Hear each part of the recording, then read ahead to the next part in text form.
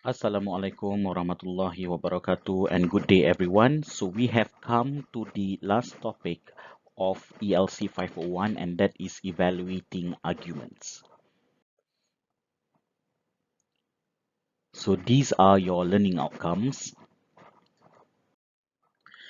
Now before we learn how to determine author's argument, let us first get to know the reason of evaluating one's argument. Now, in our life, we will often receive persuasion from people around us. They will persuade us to accept their ideas or beliefs or thoughts or opinions. I'm pretty sure, given with the uh, issues going on social medias, on Facebook, on Instagram, we often receive information that may be persuasive at hand, and we can be easily persuaded by the notion, whether intended or unintended, in that so-called information. So it is not wrong for one to fall into the ideas of others. It is okay, because we live in a free country whereby we can choose whichever that we want to choose to believe in. So, however, it is crucial for one to evaluate the argument presented before making any decision. This is where critical thinking comes in, because sometimes what may seem to be true can be false at times. So, it is very essential and critical as well for a person to understand in evaluating arguments presented by any authors on any platform, be it articles, be it books, magazine, newspapers, personal opinions, etc. So the chart below shows the structure of a common argument. Statement: the writer is asking the reader to accept, and reasoning that supports the statement to ensure that the reader will accept the statement. Now let us look at this given excerpt. How important is English to you? English has always been a universal language since the rise of Western civilizations, especially Great Britain and America. And in some cultures, accepting English as a second or third language is a big no. They fear that this movement is a form of indoctrination and occupation of Western cultures in the 21st century. Now, what these people fail to realize is that English has become too common and universal that even Great Britain and America cannot claim for its ownership. So English has helped people in many ways, and it is believed to continue doing so for the next few centuries. Based on the excerpt above, answer the following questions. Now, the first question is, what is the argument presented in the excerpt? Now, how can you know what an argument is? Basically, is the main idea. It is something that the author wants the reader to accept. It is something that the author wants to persuade the reader to fall into it. If you ask me, I personally feel that an argument is basically the main point, the main idea presented in that excerpt. So if you have this in your mind, and that is English as a universal language where people use it everywhere across the world, across the globe, so on and so forth, then you are on the right track. And what are the premises? Basically, evidence to support that so-called argument. So this evidence is taken from the text itself. Now, this is a continuation process of the process of evaluating author's argument before. Now, to make this simpler and easier, below is a complete process of evaluating author's argument, reasoning, validity, and credibility in presenting an idea or issue. Now, number one is basically you ask this question to yourself, what is the issue being discussed? So once you have answered this question, you move on to step number two. What is the author's point of view regarding this issue? Is there a bias in his point of view? So let's just put the issue is we should use English in teaching mathematics and science in Malaysia, for example. So that's the issue being discussed.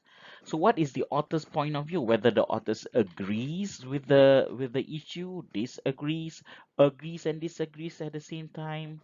And when we talk about bias of his point of view, you may want to go to certain extension or to certain length to get to know the authors and how the author is directly connected or related to the issue at hand.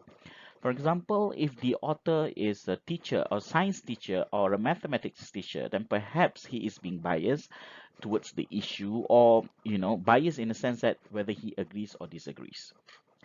And the third step is, are there any assumptions made by the author regarding the issue? So did he make any assumption? So this is the part that you may want to ask yourself, because later on in your test questions there will be questions asking you what is the underlying question. Underlying assumption. And you ask yourself, is there any assumption? So what is basically an assumption? There will be just a small topic right after this. Next, what types of supports are presented by the author to make his or her case? So you have to go back and look at the reasonings, the evidence provided in order to support or to go against the issue discussed in that so-called excerpt or in that so-called text. Number five, is the support directed to the argument? Is the support credible? So you have to go through. If it is, let's say, if it is, for example, a data taken from a research, so you have to find out the validity and credibility of the data as well as the research. Is the support objective or subjective? Objective means you have data, something that can be calculated, something that can show proofs. Subjective can just be a matter of one's opinions, thoughts, beliefs, so on. Is the argument complete? Did the author manage to support his argument completely? So is it a well rounded argument where the author manages to discuss and also present the argument completely?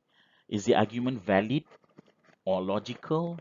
Is the argument credible or unbelievable? So these are the questions that you may want to ask yourself. Now let us move on to the underlying assumptions, because the question in your test may ask you on this part. Now, what is basically an underlying assumption? An underlying assumption is the underlying meaning of the main point stated or not stated perhaps in a text or paragraph or an excerpt. So below is how to determine the underlying assumption. The first is to determine the main point of the text, paragraph, or excerpt.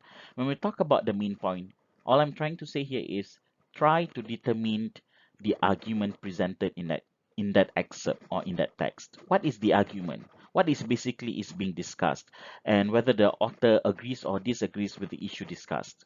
Second, infer the main point, that is, go beyond than the stated meaning of the main point. If this is the given meaning, the literal meaning of this argument, or this main point, you need to go a little bit beyond than that in order for you to understand better what is the underlying meaning of this main point.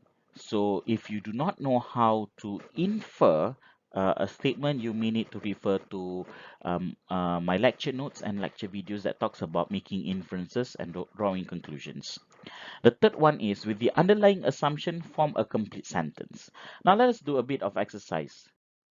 Now we have read this before. This is the excerpt given previously. Now, what is the argument? So we agree upon that the argument is English as a universal language. So this is the argument slash the main point that you have identified. The question may ask you, what is the underlying assumption? English language helps people around the world in many ways as it belongs to everybody. So basically, with that argument, I form my underlying assumption in a complete sentence. And where do I get this? This is my inference, how I infer the argument or the main point. This is how I infer English as a universal language. So whatever inference that I've come up with, that would be my underlying assumption. It can be in phrases or words, and I rephrase them, reword them, and making them in a complete sentence. Like this one, English language helps people around the world in many ways as it belongs to everybody. So what is the first evidence? This is the first evidence taken from the text. This is the second evidence taken from the text. It's very easy if you know how, or if you understand the concept.